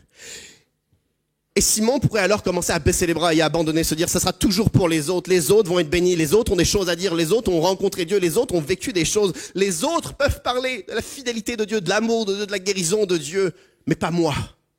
J'aimerais dire que Jésus sait qu'à un moment donné, il va se retrouver avec vous. Et comme Jésus se tourne vers Simon pour enfin commencer à intervenir dans sa vie, il y aura un moment où Jésus se tournera vers vous.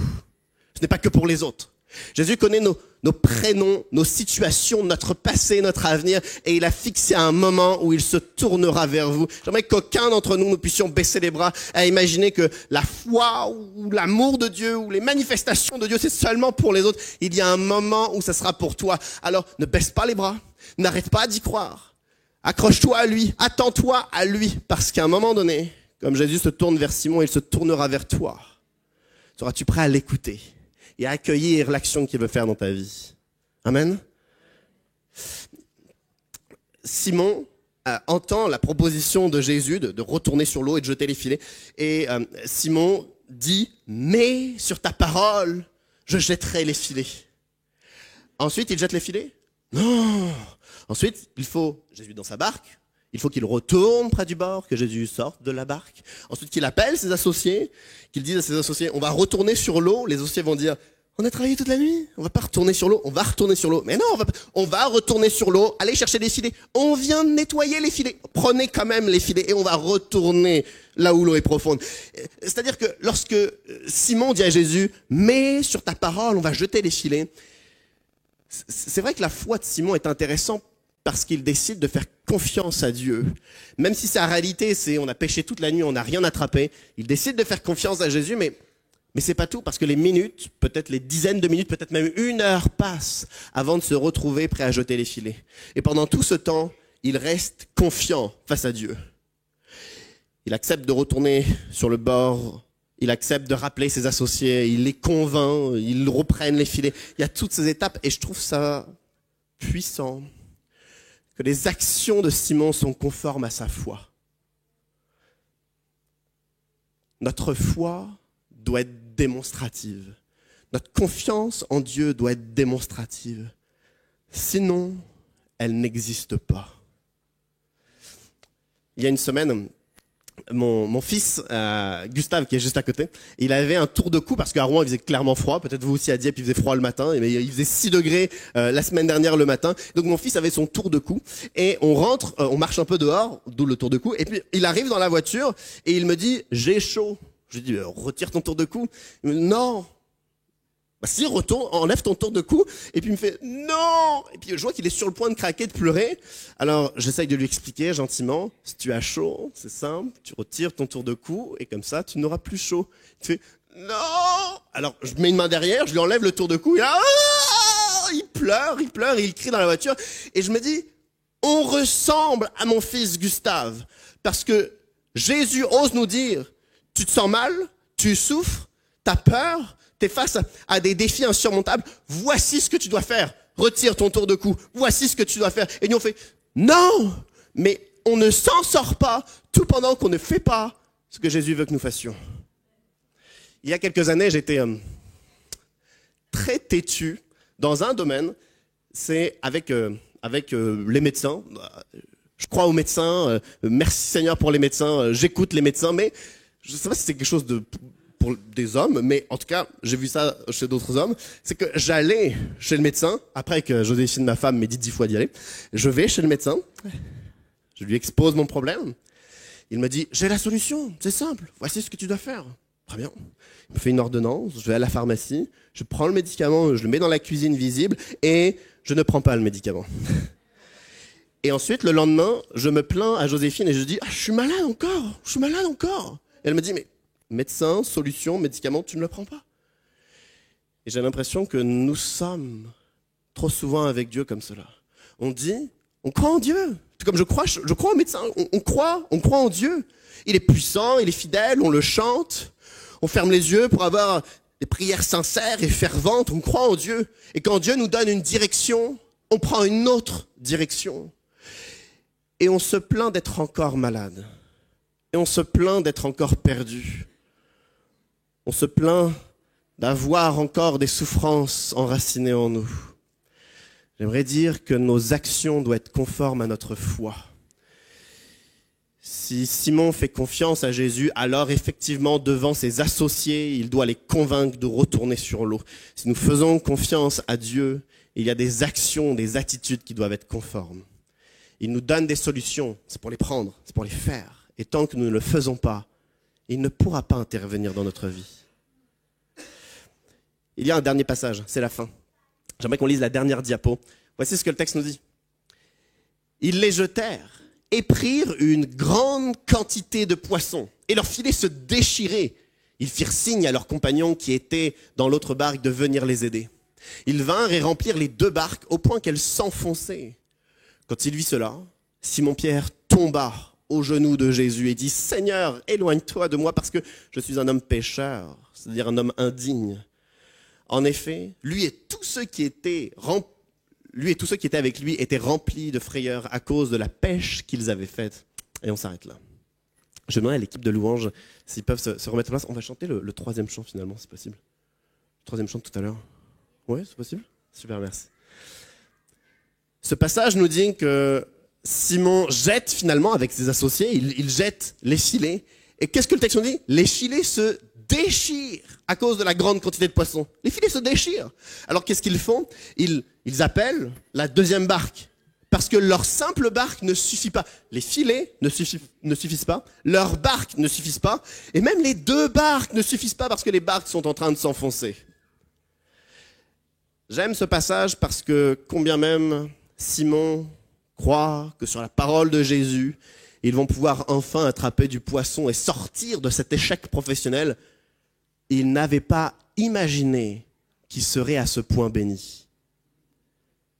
Ils n'avaient pas imaginé attraper une telle quantité de poissons.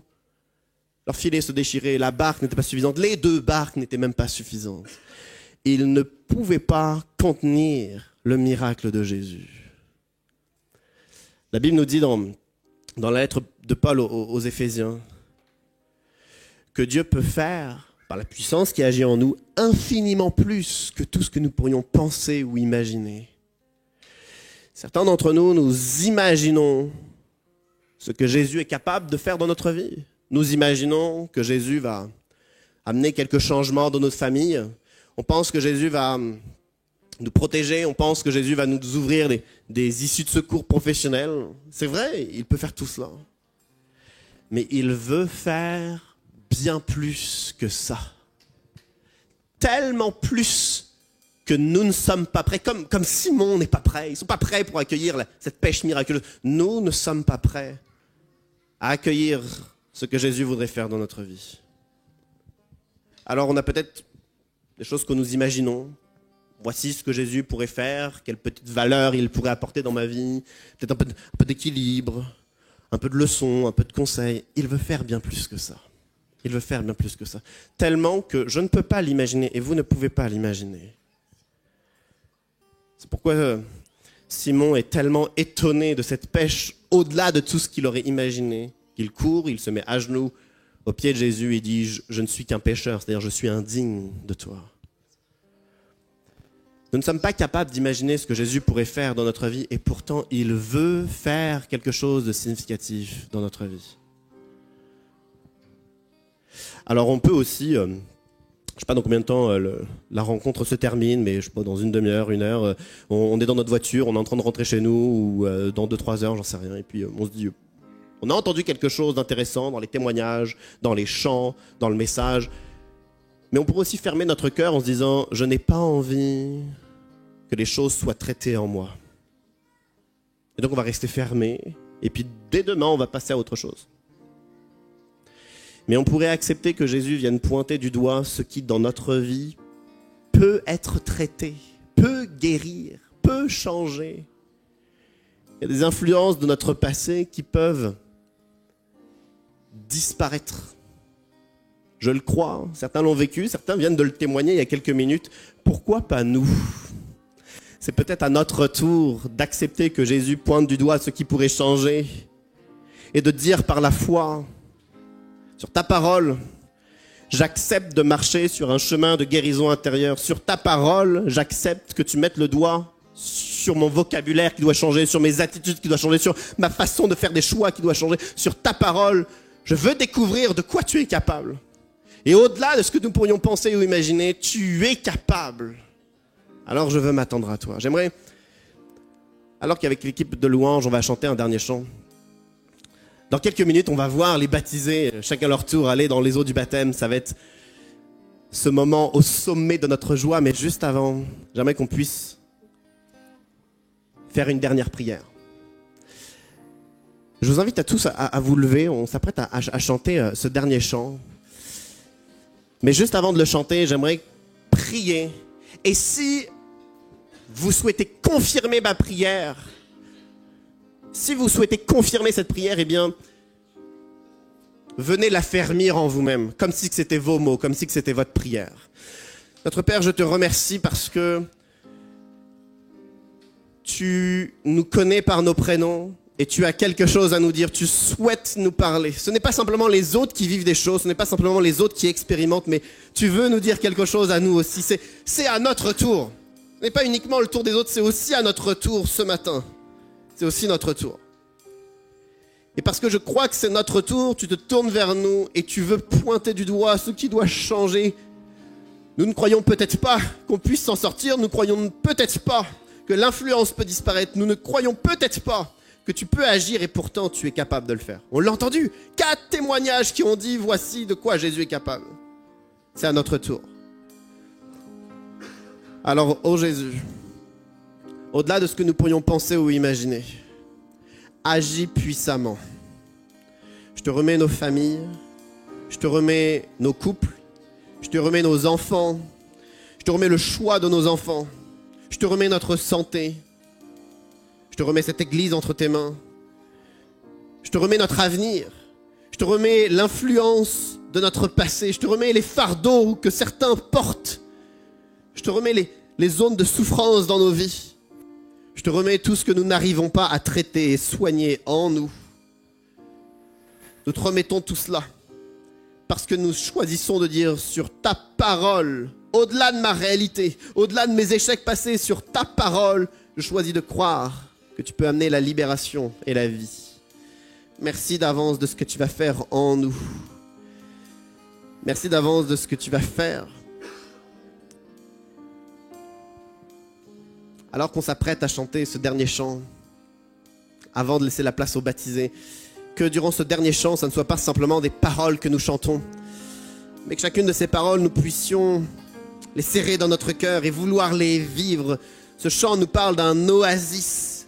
Certains d'entre nous, nous avons cherché pendant tellement longtemps cet oasis, il est là. L'oasis est là. C'est Jésus. Merci d'avance, ô Jésus, de ce que tu vas faire dans la vie de chacun. Nous te remercions, Père. Amen.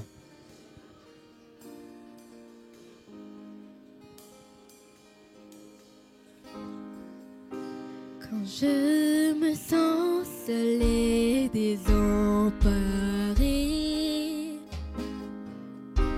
dans la vallée des ossements desséchés, je m'accrocherai à ta parole. Ton esprit sera la boussole qui me conduit sur ce chemin.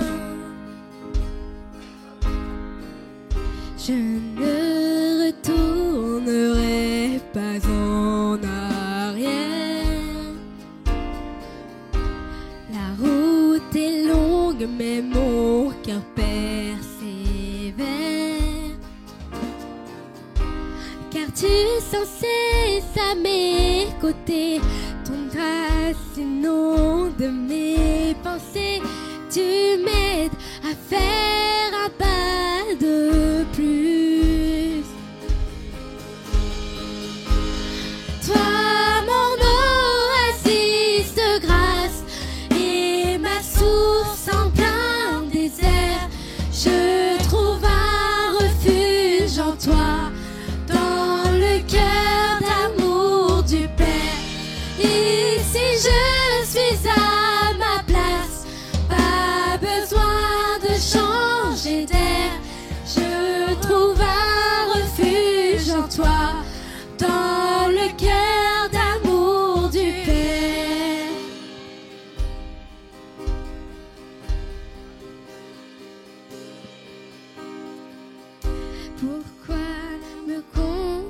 profiterai-je d'un mirage? Si tu me guides au long de ce voyage, je sais que tous tes plans sont parfaits. Je lâche prise, car Dieu, tu es le chemin, la vérité, la vie. Chemin, la vérité, la vie.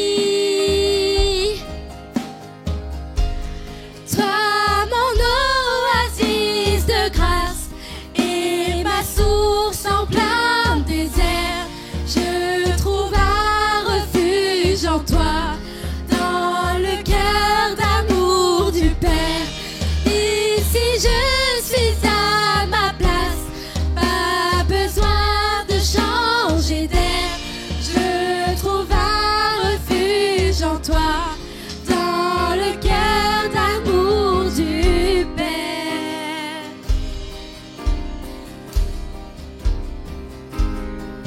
Que les terres arides se changent en océan de vie, dans le nom de Jésus, dans le nom de Jésus. Et que les cœurs brisés dès maintenant soient restaurés, dans le nom de Jésus, dans le nom de Jésus. Que les terres arides se changent en océan de vie, dans le nom de Jésus, dans le nom de Jésus.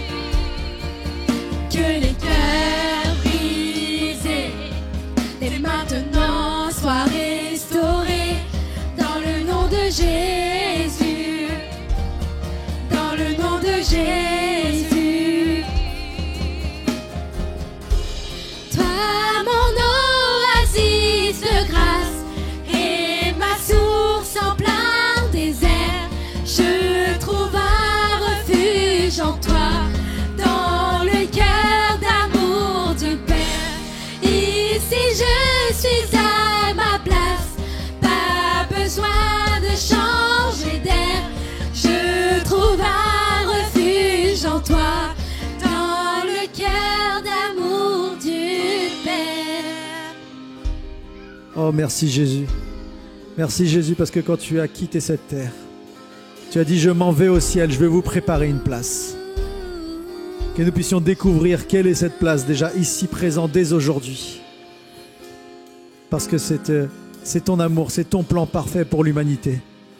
Ce n'est pas quelque chose de religieux. Ça n'a rien à voir avec un dogme. C'est une réalité du ciel. Merci que nous pourrons le vivre ce matin. Alors qu'on chantait ce chant, j'avais comme une vision, une femme qui courait, qui est désemparée parce qu'à chaque fois elle ouvre des portes et chaque porte qui s'ouvre, c'est de mal en pire. Et il y a comme une grande frustration, une résignation, je n'ouvrirai plus de portes.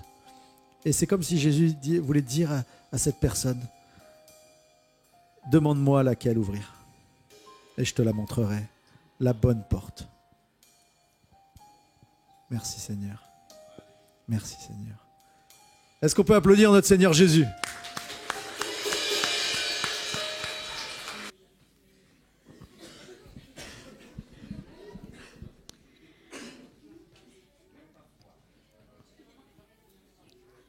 Alors Johanna,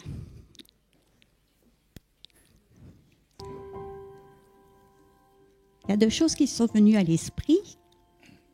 C'était ton sentiment de justice que tu as depuis toute petite, de joie, et aussi cette pensée que la protection du Seigneur, elle est sur ta vie depuis le commencement. Alors le premier, c'est Hébreux chapitre 1 verset 9. Tu aimes ce qui est juste, tu détestes le mal. C'est pourquoi Dieu, ton Dieu, t'a choisi pour lui, en versant sur ta tête une huile de joie, une huile de fête. Et dans le psaume 91, j'ai pas paraphraser. J'ai pas pu résister.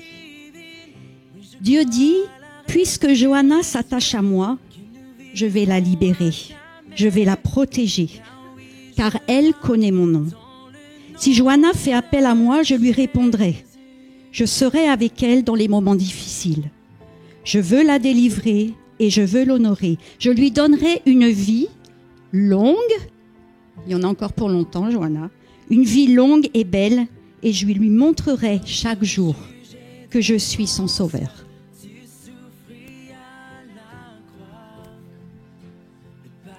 Johanna, tu veux vraiment te faire baptiser? Oui. Seigneur mon Dieu, tu nous dis dans le psaume, c'est moi qui t'ai tissé dans le sein de ta mère. C'est moi qui t'ai créé. Et tous les jours de ta vie étaient déjà inscrits dans mon livre alors que tu étais encore dans le sein de ta mère qu'une forme, une masse informe. Mais j'ai façonné la personne que tu es. Merci Seigneur parce que en cet instant nous pouvons prier avec Johanna. Je dois avouer, pour moi c'était une grande joie d'être le papy de cette jolie petite fille que le Seigneur nous a donnée alors qu'on ne l'a pas cherchée, mais il nous l'a donnée, c'est un beau cadeau. Seigneur, je veux te prier maintenant aussi pour sa maman, pour son papa, pour sa sœur et son frère. Merci Seigneur parce que tu as donné à Johanna une jolie famille. Et merci parce que elle n'est pas le fruit du hasard. Elle est là parce que toi, tu voulais que Johanna soit là. Et je te remercie Seigneur. Seigneur, que ce feu que tu as mis dans son cœur, je te prie qu'il ne s'éteigne plus. Protège-la, garde-la. Le Seigneur me montre, Johanna, que oui, le diable va, et comme il en a l'habitude, il va essayer de te détruire à toi comme il essaie de le faire d'autres. Mais le Seigneur te dit, dans les moments de tristesse, de difficulté, de peur, approche-toi de moi, ton Jésus, qui t'aime. Oui, je crois en Dieu notre Père. Oui, je crois en Christ son Fils. Oui, je crois en ton Saint-Esprit, ô Trinité divine. Oui, je crois. Nous vivrons à jamais. Car oui, je crois. Émilie.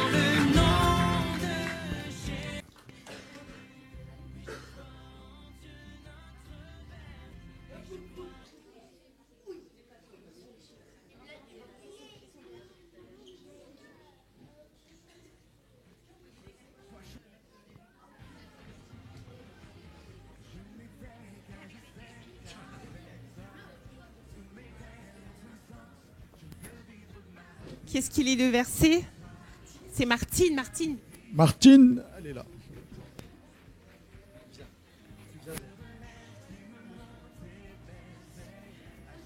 Alors pour Émilie, voilà ce verset, c'est même un passage de la Bible dans 2 Samuel 22. Quand tu me l'as demandé, il s'est imposé à moi depuis dimanche. Il ne m'a pas quitté. Donc ça va être une proclamation